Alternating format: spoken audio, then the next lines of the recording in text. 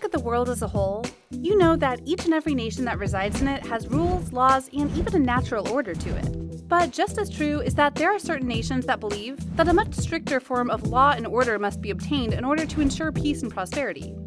At one time in the world, these nations were all over the place, but they've been slowly changed over many decades.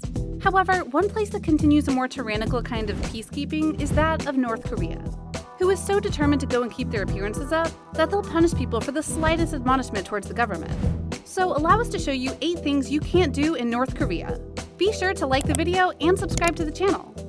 Number 8. Don't call it North Korea. They don't like that.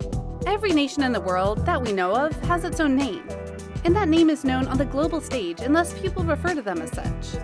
But North Korea is different, because that's the name they have and not the name they want to have. Tourists who visit North Korea are to call the country the Democratic People's Republic of Korea, or DPRK. They're quite strict about its people and outsiders using its official title when they're in the country, as this shows that you acknowledge the country's view of itself as the superior and legitimate Korean government. After all, they're not too friendly with South Korea, and this naming convention is another example of that. Surrounded by deep valleys and mountainous terrain, DPRK is one of the most isolated and notoriously secretive countries in the world. It welcomes only several thousands of visitors each year, and they want each and every one of them to know that they are the true Korea, no exceptions. Of course, the irony of that name is that it's not a democracy, nor is it a republic. It's a dictatorship, one that has been passed down from father to son for a couple generations. The people would love nothing more than to oust their current leader, but they can't do that, so thus they have to follow rules like these, or else be punished. Number 7. Touring Korea. Let's say you were able to go into North Korea. You'll be able to look around the country at your leisure, right? Wrong. Very wrong, in fact. Rather, you'll get a tour, a heavily guided one. Your tour will be highly choreographed so that you will visit only authorized sites, shop in approved stores, and speak only to official guides. You will not have access to anything or anyone that is not a part of your tour. In other words, you will not get any insight into how the local people live. You are not permitted to go anywhere without an escort. You must not leave your hotel.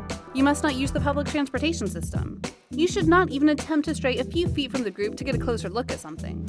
The reason this particular rule exists is that North Korea is determined to make people believe that their population is happy, and thus they won't let people see the destitute areas, if you will, because they know that it can be turned against them. The country is infamous for saying that everyone in their nation is fine, when any satellite photo can tell you that it's oppressed. But the illusion of happiness is what is required by the government, and that's why your tour will only show you the happy places. Number 6. Never insult the leaders. Disrespecting the North Korean government is considered a major offense and has landed tourists in hot water, such as being sentenced to hard labor. In fact, travelers in North Korea are expected to praise every stop and landmark. Some may even be required to present flowers or to bow in front of statues of the regime's past and present leaders. This is another that may seem over the top, but believe it or not, there are many nations of the world that do not allow people of any kind to insult the leaders of their respective nation, or else they'll wind up in jail. Thailand is a great example of this. But for North Korea, they don't want the people to rally and overthrow the government like many other nations have had happen to them. So thus, they instill blanket fear that if you do speak out, you will be punished. And the North Koreans are very good at keeping that promise. Number 5. Banned items. The world as a whole isn't the biggest fans of North Korea, and thus various trade embargoes have been put upon the nation in order to try and limit them from getting what they want. It doesn't work, as Jong uses his own trade routes to get black market goods, including guitars, cars, and even a hydroplane. He's very resourceful. But he is also a man who believes that turnabout is fair play, and thus happily bans items that he feels could detract or deter others from following the rules. Tourists cannot bring the following items into the DPRK: standalone GPS devices, pornography, drones, magazines, newspapers, religious texts, or any print or digital resources about North Korea or South Korea. Take note that if you do bring your mobile phone, you cannot make any international calls in North Korea. Surprisingly, blue jeans aren't allowed into the country either. Denim jeans, which were invented by Jacob Davis and Levi Strauss in 1873, are considered to be a symbol of capitalist America. These are just some of the items that have been banned from the nation, and if you do go to North Korea, be wise in what you bring if you want to be able to keep it long term. Number 4. Packing light. Is this an actual rule for going to North Korea? No, not really. But it'll save you hassle as you begin your expedition and thus can help eke out certain difficulties down the line. If you want to avoid a more rigorous than usual screening process at the border, then you'll want to consider packing light.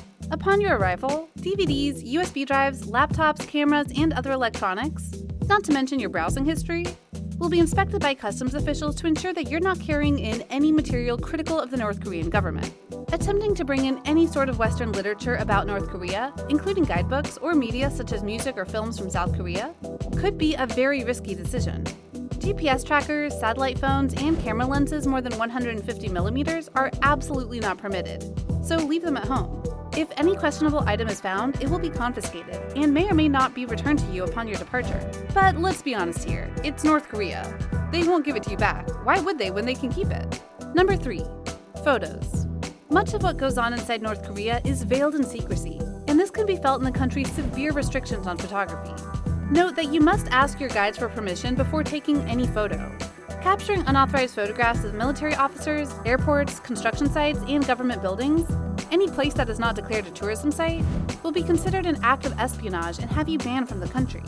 Additionally, you cannot take photographs that depict the country in an unfavorable light. The government doesn't want any imagery portraying its civilians in varying states of homelessness, malnourishment, or poverty.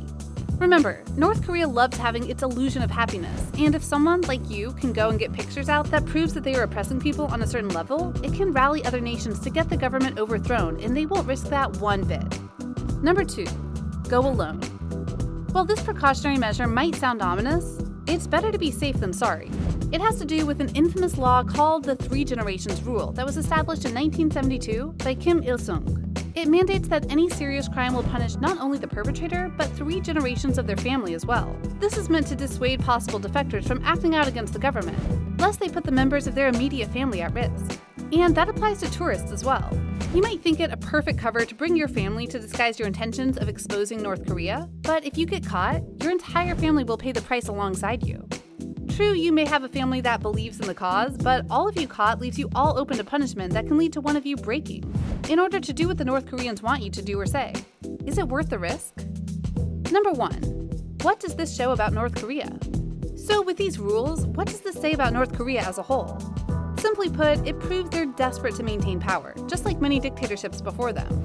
They're desperate to be seen, appreciated, and so on, that they're willing to use rules to oppress and shape minds of the next generation in order to please the leadership. So perhaps the biggest rule for the nation is the most unspoken one. Don't F with North Korea. So what do you think? What do you think of this look at the nation of North Korea and how they have rules meant to not just oppress the people, but make sure that the government is not challenged in any meaningful way?